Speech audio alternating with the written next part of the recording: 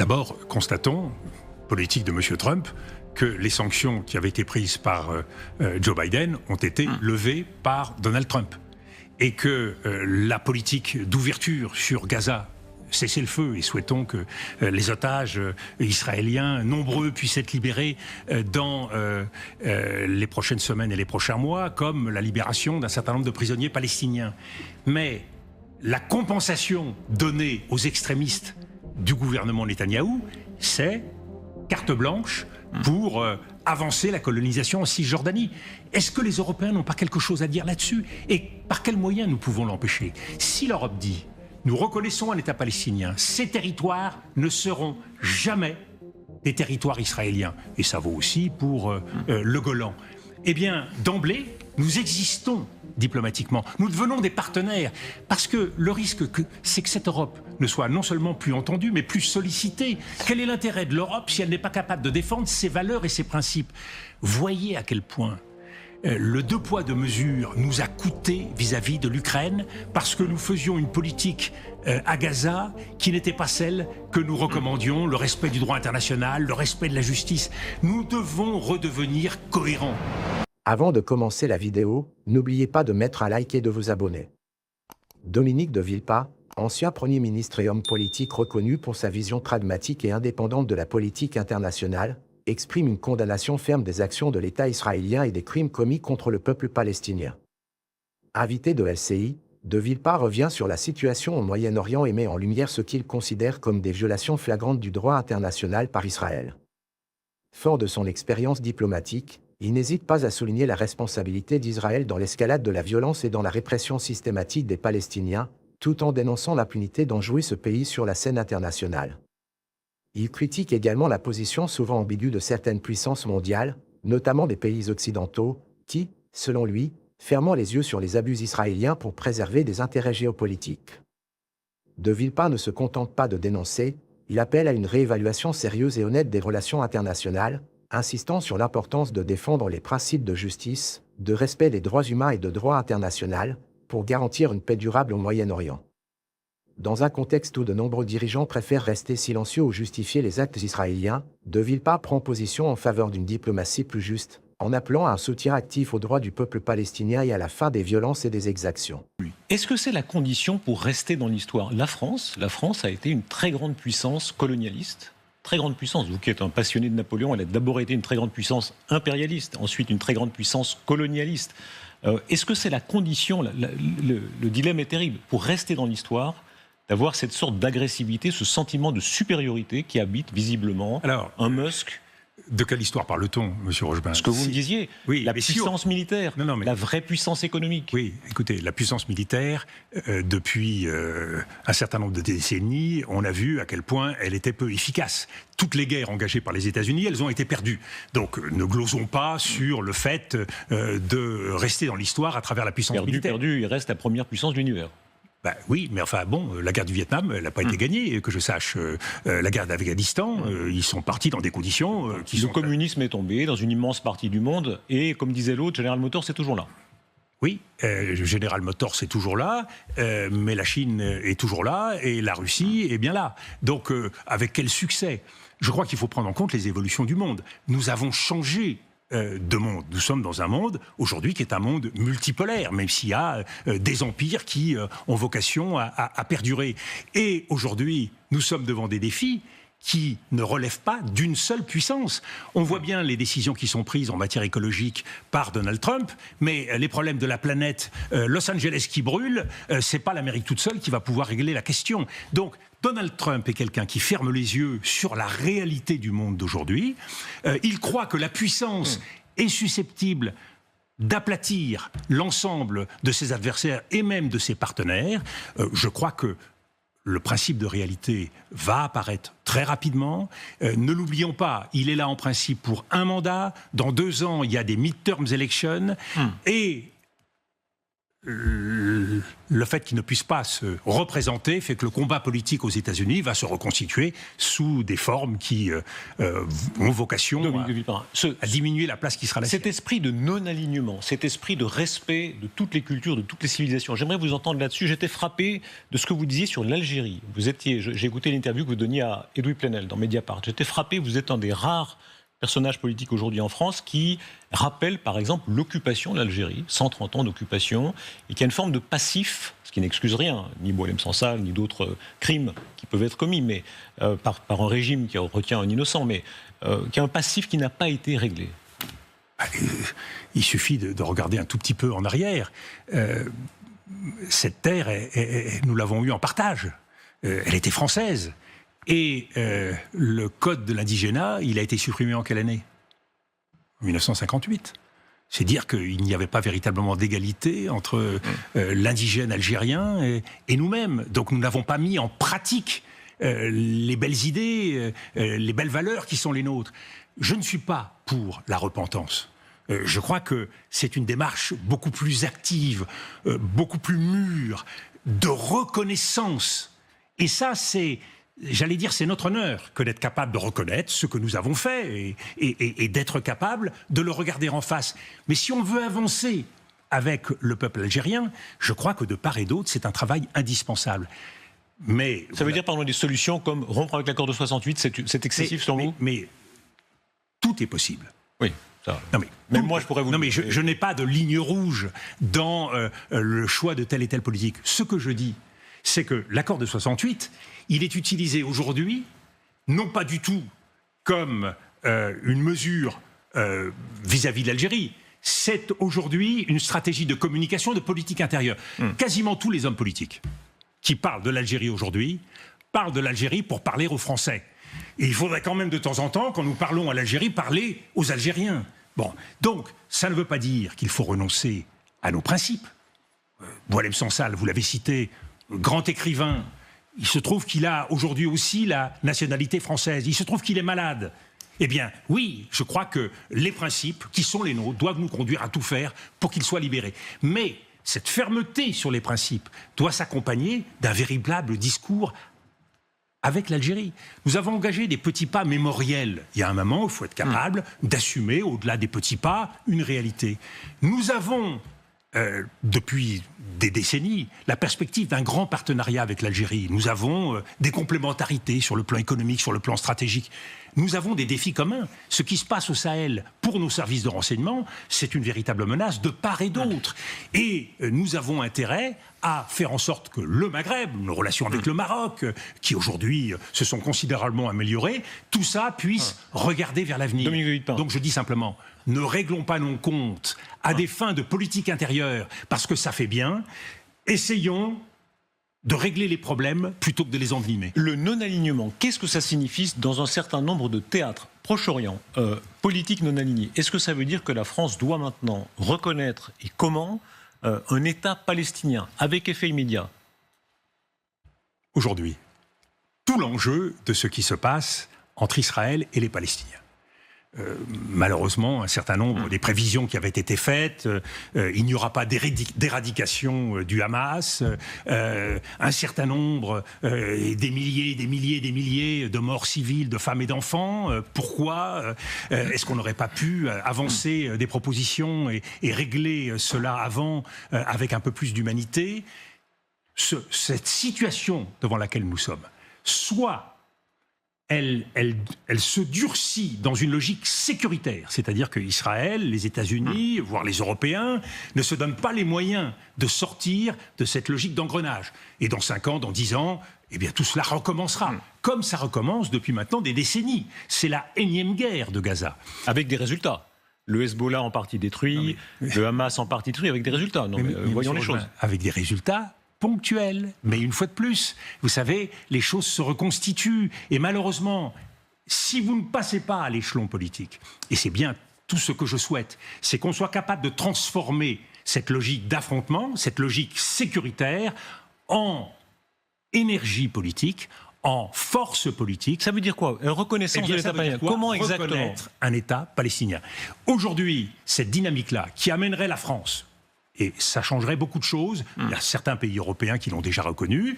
Mais la France, prenant la tête de cette reconnaissance, avec un mouvement qui serait créé autour de cela, eh bien, qu'est-ce que nous disons? Nous signifions aux États-Unis que nous ne laisserons pas faire n'importe quoi. Le chèque en blanc qui est donné aujourd'hui à Benjamin Netanyahou sur la Cisjordanie, le chèque en blanc qui peut être donné sur l'avenir de Gaza, qui ne se reconstruirait pas, ou qui resterait un terrain où l'armée israélienne pourrait continuer à aller et venir. Tout ceci ne nous sort pas de cet engrenage de la violence.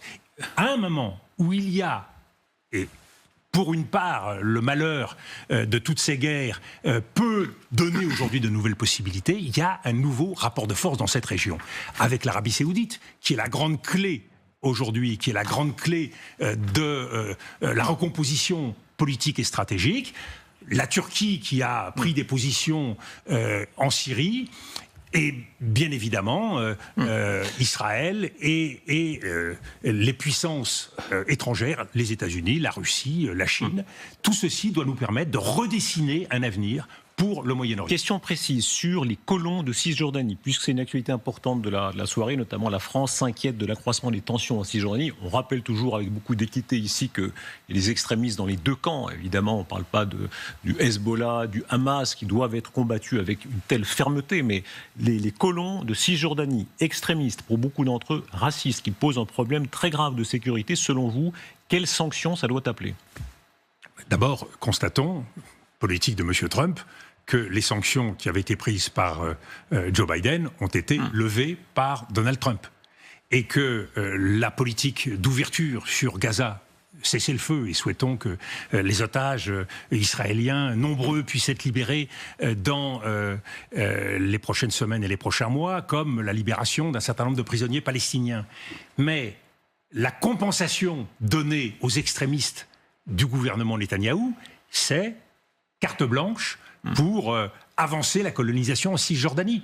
Est-ce que les Européens n'ont pas quelque chose à dire là-dessus? Et par quels moyens nous pouvons l'empêcher? Si l'Europe dit « nous reconnaissons un État palestinien, ces territoires ne seront jamais des territoires israéliens », et ça vaut aussi pour le Golan, eh bien, d'emblée, nous existons diplomatiquement. Nous devenons des partenaires, parce que le risque, c'est que cette Europe ne soit non seulement plus entendue, mais plus sollicitée. Quel est l'intérêt de l'Europe si elle n'est pas capable de défendre ses valeurs et ses principes? Voyez à quel point le deux poids deux mesures nous a coûté vis-à-vis de l'Ukraine, parce que nous faisions une politique à Gaza qui n'était pas celle que nous recommandions, le respect du droit international, le respect de la justice. Nous devons redevenir cohérents. En d'autres termes, M. Rochebin, nous devons redevenir nous-mêmes. Et le grand choix que vont avoir les Français dans les prochaines années, comme les Européens, c'est qui nous voulons être. Est-ce que nous allons rejoindre la meute populiste et braillarde qui aujourd'hui s'exprime sur les marches du Capitole, ou est-ce que nous allons, avec sérieux, avec gravité, nous mettre au travail pour faire en sorte que l'Europe puisse, au-delà du parcours qu'elle a fait, qui est un parcours qui mérite d'être salué, mais qui est encore très insuffisant au regard de ce qu'est aujourd'hui, de ce que sont les États-Unis et de ce qu'est la Chine. Dominique de Villepin, tout ce que vous venez de dire, qui peut l'incarner en France? Il y a eu Chirac. Chirac et vous, quand vous étiez notamment lors du discours fameux de 2003, on le rappelait en introduction, Chirac n'est plus. Qui peut incarner ça? Eh bien, c'est tout l'enjeu. Et ma conviction, c'est qu'il n'y a pas forcément d'homme providentiel. Ma conviction, c'est que c'est un sursaut collectif. Ce sont les Français. Et les Français, capables de dire à ceux qui les dirigent, eh bien, il y a une alternative à la stratégie ou à la politique qui est menée. Et ce que je veux souhaiter, le président Macron est encore là pour un peu plus de 2 ans. Mais je veux souhaiter que sur ces sujets-là, il ne cède pas à la tentation de jouer l'abeille butinant d'un pays à l'autre et d'un sujet à l'autre. Mais qu'il aille vers des actions, qu'il aille vers la capacité à poser des actes qui font histoire. Et c'est ça qu'a fait le général de Gaulle. Vous voyez, le discours sur le dollar, le discours de Phnom Penh, on prend date Le discours de 67, on prend date parce que c'est pas seulement des discours. Et à un moment donné, la prise de responsabilité, elle sert de référence pour toute la classe politique française. Parce que la classe politique française, elle a tendance à ne voir que midi à sa porte, à ne voir que ses propres problèmes. Et vous le disiez tout à l'heure, nous passons notre temps à faire du franco-français. Notre classe politique regarde son nombril. Ça, ce n'est plus possible. Parce qu'alors, il y a quelque chose auquel tiennent beaucoup les Français. C'est qu'ils veulent être fiers de leur pays. Nous avons tous appris à l'école. Nous sommes le pays des Lumières, le pays des droits de l'homme. Mais où sont les droits de l'homme? Où est l'universalisme français aujourd'hui? Quand s'exprime-t-il? Sur quel grand sujet prenons-nous date? Aujourd'hui, le risque, c'est l'effacement, c'est le petit calcul, c'est pour avoir droit à faire ce petit quelque chose, nous bradons notre identité et nos valeurs. Encore Ceci faut-il n'est pas acceptable. Encore faut-il gouverner la France. Elle est dans une situation compliquée. Alors parlons-en. Quelques mots, s'il vous plaît. François Bayrou. Alors on a un gouvernement, on est très loin du gaullisme tel que vous le concevez. C'est un gouvernement de compromis, un gouvernement où les partis reviennent, le retour des partis. Oui, c'est un gouvernement où les partis reviennent et où le gouvernement a un objectif, un devoir, une tâche. C'est de donner un budget à la France. Le plus rapidement possible, le moins mauvais possible, personne ne se fait d'illusions. C'est déjà pas mal. La reconquête. C'est déjà pas mal.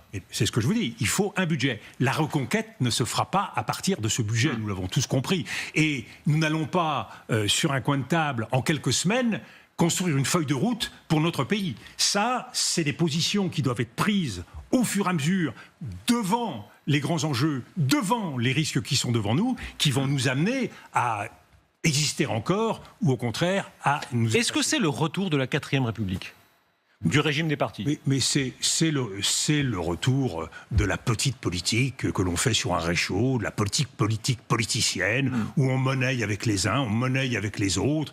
Une fois de plus, nous avons besoin d'un budget. Donc, quelle que soit la petitesse de cette politique, il faut que nous ayons un budget. À partir de là, il y aura peut-être les coudées plus franches pour essayer de dessiner une feuille de route plus ambitieuse pour la France. La France, elle n'a pas vocation à s'étriper sur la question de savoir si les retraités doivent, une fois de plus, être saignés à blanc ou pas. Est-ce que vous reconnaissez du mérite à François Bayrou? On a souvent dit que la France est incapable de coalition, incapable de compromis, c'est une monarchie constitutionnelle, etc. On a un ministère qui dure, pour l'instant, qui a réussi à survivre. Et c'est sa spécialité. François Bayrou, son talent, c'est de durer. Je ne suis pas sûr que ce soit un compliment. Mais c'est pas un compliment, c'est un constat. Il a été un ministre de l'Éducation qui a duré. Voilà, c'est un homme qui dure, il sait durer. C'est pas forcément mauvais pour la France aujourd'hui d'avoir un peu de stabilité. Mais n'attendons pas de François Bayrou que tout à coup il ait quelques idées cardinales qui révolutionnent l'avenir de notre pays. Il n'est pas dans cette logique-là. Et pourquoi pas? Les gestionnaires, les grands gestionnaires, Mme Merkel, 16 ans en Allemagne, elle n'est pas une grande visionnaire, elle a bien géré l'Allemagne. Mais il a, et je lui en suis reconnaissant, parce que c'est un combat que j'ai mené moi-même à la tête de mon gouvernement, il a pris des positions courageuses sur la dette. J'ai été le premier gouvernement à créer une conférence des finances publiques et à renverser historiquement la tendance sur la dette, réduisant les déficits, réduisant la dette. Nous étions dans une position meilleure que l'Allemagne en 2007. Tout ça n'a pas duré. Mais une fois de plus, tout ça ne peut pas être fait sans les Français. Comprenons-le bien. Aujourd'hui, nous sommes dans un moment historique où nous avons besoin des Français. Et c'est pour cela que le président veut remettre sur la table des référendums. Oui, il faut écouter les Français. Et je suis, moi, personnellement désolé quand je vois convention citoyenne sur le climat, convention citoyenne sur la fin de vie. Et que se passe-t-il? Rien. On ne peut pas demander l'avis des Français, inventer de nouvelles formes de démocratie participative et s'en moquer. Donc oui, je pense il que... s'en moque pas. Il a parlé, comme vous le rappelez vous-même, référendum. Il a ouvert l'année en disant, en tout cas, faisant allusion au fait que les Français pourraient trancher. Sur les référendums, est-ce que vous y êtes favorable à des référendums en France? Je souhaite que notre démocratie soit revitalisée. C'est la meilleure façon pour éviter que le jeu des partis ne s'enferme justement que au sein des partis. Donc là, vous dites bravo Macron. Moi, je suis pour cela. J'attends de voir, parce que le référendum, il nous en parle depuis un moment. Vous avez le droit de dire bravo Macron, hein, ça va pas, vous ne serez pas foudroyé par... bien sûr. Je demande à voir. Ouais. Moi, alors quoi? Qu'est-ce que vous aimeriez voir? Tout l'art est d'exécution. Qu'est-ce que vous aimeriez voir? Soyons concrets. J'aimerais Référendum. voir une revitalisation de la démocratie française. C'est-à-dire que le citoyen doit reprendre toute sa place. Et à partir de là, eh bien, les idées qui seront émises pourront faire l'objet d'un débat sérieux, et je l'espère, parce que la politique est descendue. Vous savez, tout le monde aujourd'hui en matière politique parle comme s'il était parlementaire et qu'il s'agissait de modifier l'alinéa 4 de l'article 28 d'une loi qui a vocation en général à ne jamais être appliquée.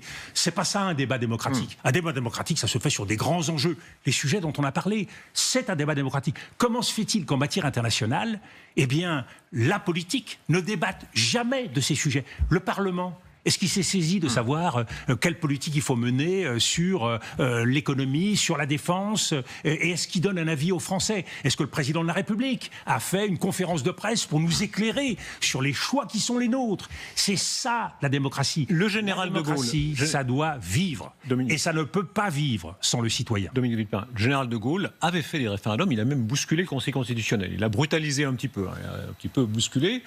Est-ce que vous seriez favorable très concrètement à un référendum maintenant, prochainement en France, et sur quoi? Sur quoi? C'est au président de la République à l'apprécier. Vous avez des idées? Mais il y a un certain nombre de sujets qui ont été évoqués, qui sont des grands sujets. On a parlé de l'âge de la vie, il y en a d'autres. L'immigration? L'immigration, c'est très compliqué sur des sujets de ce type. Vous n'allez pas poser la question, est-ce que vous voulez qu'on déporte tant de millions d'immigrés illégaux? Là, il y a un devoir du côté du ministère de l'Intérieur. Par définition, il faut faire ce qui doit être fait. Encore faut-il le faire avec les moyens dont on dispose. Et trop souvent, la tentation au ministère de l'Intérieur, c'est d'employer des mots extrêmement stricts, de préconiser des mesures extrêmement strictes, dont on voit que l'application s'avère extrêmement difficile. Et c'est en ça que je rappelle, le ministère de l'Intérieur sur l'immigration ne peut pas travailler sans le ministère des Affaires étrangères, qui lui a des outils que n'a pas le ministère de l'Intérieur. Donc, voyons ce qui marche. On l'a vu, y compris en Italie, avec des dispositifs qui ont été gérés par la diplomatie.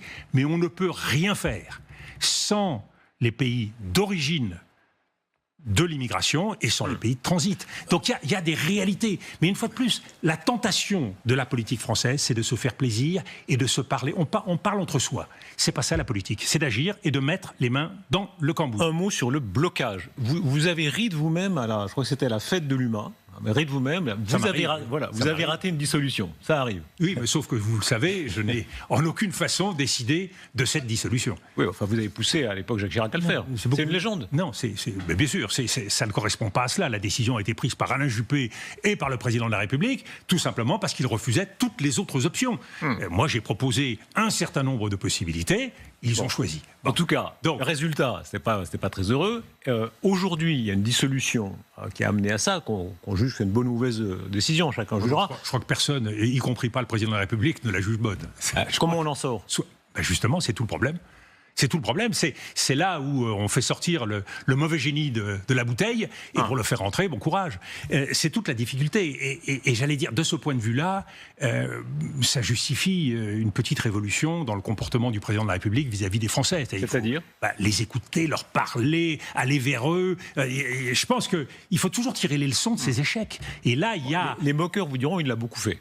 Non, mais il a beaucoup fait, justement, comme vous le rappeliez, parfois avec un résultat qui a pu être discuté. Mais une fois de plus, il l'a beaucoup fait sans en tirer aucune leçon. C'est une chose de faire un grand débat et de parler, et de parler, et de parler, et de ne jamais écouter, et de ne jamais tirer les leçons, et d'accumuler dans les tiroirs de la Bibliothèque nationale toute une série de cahiers de doléances que personne n'a jamais lus. C'est pas ça dont il s'agit. Il s'agit tout simplement d'être à l'écoute de ce que notre pays, et des préoccupations qui sont celles de notre pays. Quand vous regardez les débats, à la fois des partis, et même y compris de ceux qui agitent les plus hautes personnalités de notre État, on n'est pas toujours en phase avec les problèmes des Français. Qu'est-ce qui se passe autour de vous, Dominique de Villepin? Je faisais allusion à l'instant à la fête de l'UMA. Vous avez l'allure que vous avez, le verbe que vous avez une particule, vous venez du gaullisme. Ça, c'est plutôt un handicap. Justement, ça peut être un handicap. À la fête de l'UMA, c'est pas la chose la plus évidente. Or, vous êtes populaire dans des milieux de gauche, très populaire. Je n'ai pas regardé les réseaux sociaux, mais je suis sûr qu'il y a... On peut les regarder, je suis certain que, notamment dans les milieux de gauche, on vous applaudit pour la question du Proche-Orient, mais pas seulement. Il se passe là quelque chose. Quoi? C'est à vous de me le dire. Moi, je ne suis pas du tout observateur de la vie politique. Vous avez assez écrit des livres d'introspection pour avoir une idée sur vous-même. Mais qu'est-ce qui se passe de façon très simple? je dis des choses que d'autres ne disent pas. Ça suffit, vous savez, à l'ère des réseaux sociaux, à l'ère des médias, à constituer une voix originale et singulière. Je dis des choses, et je ne les dis pas parce que ça me passe par la tête. Je les dis parce que c'est l'expérience qui est la mienne, et que, comme ancien Premier ministre, vous voyez, on discute beaucoup les privilèges des anciens Premiers ministres. Le premier devoir d'un ancien Premier ministre, c'est de partager son expérience. Moi, je ne peux pas me taire sur un certain nombre de sujets, tout simplement parce que j'ai vu à quoi ça conduisait. Quand je vois certains États ou certaines politiques conduire à des surenchères, conduire à des violences, eh bien, je préfère dire tout de suite, attention, réfléchissez, regardez ce qui s'est passé ici, regardez ce qui s'est passé là. Donc, ma vocation aujourd'hui, comme ancien Premier ministre, c'est de partager cette expérience. Et le débat aujourd'hui est à ce point grave. Les enjeux, les défis pour notre pays. Nous sommes devant, Darius Rochemin, et je pèse mes mots, devant des défis existentiels pour la France. Vous voyez, je connais bien l'outre-mer, j'aime beaucoup l'outre-mer, la crise que nous avons vécue en Nouvelle-Calédonie, les difficultés qui existent aujourd'hui à Mayotte, les revendications qui sont celles des Antilles en matière de coût de la vie et de la vie chère. Tout ceci fait que nous devons remettre sur la table les raisons qui sont les nôtres de... En conclusion, l'intervention de Dominique de Villepin dans cette vidéo représente un appel puissant à la responsabilité et à la justice internationale face aux crimes commis par Israël contre le peuple palestinien. À travers ses propos, de Villepin réaffirme son engagement en faveur du respect du droit international et de la protection des droits humains, soulignant l'importance cruciale d'une diplomatie indépendante qui ne se contente pas de fermer les yeux sur les abus pour des raisons géopolitiques. Sa position est claire: tant que les violations du droit international et les souffrances du peuple palestinien seront ignorées, il ne pourra y avoir de véritable paix dans la région. L'ancien Premier ministre met également en lumière la nécessité pour la communauté internationale de prendre des mesures concrètes pour mettre fin à l'impunité d'Israël, sans se laisser influencer par les intérêts stratégiques des grandes puissances. Il plaide pour une approche plus équilibrée, plus juste, qui tienne compte des droits de tous les peuples, sans distinction ni favoritisme. De Villepin, à travers son discours, pose une question fondamentale: comment parler de paix quand certaines voix sont systématiquement étouffées et que certaines populations sont continuellement réduites au silence et à l'injustice? Cette analyse propose également une réflexion plus large sur la nature des relations internationales et le rôle que peuvent et doivent jouer les grandes puissances dans la promotion de la justice et de la paix mondiale. Pour lui, il est urgent que l'Europe et d'autres nations prennent une position plus forte et plus morale, sans se laisser embarquer dans une logique de soutien aveugle à certains régimes au détriment de la justice universelle.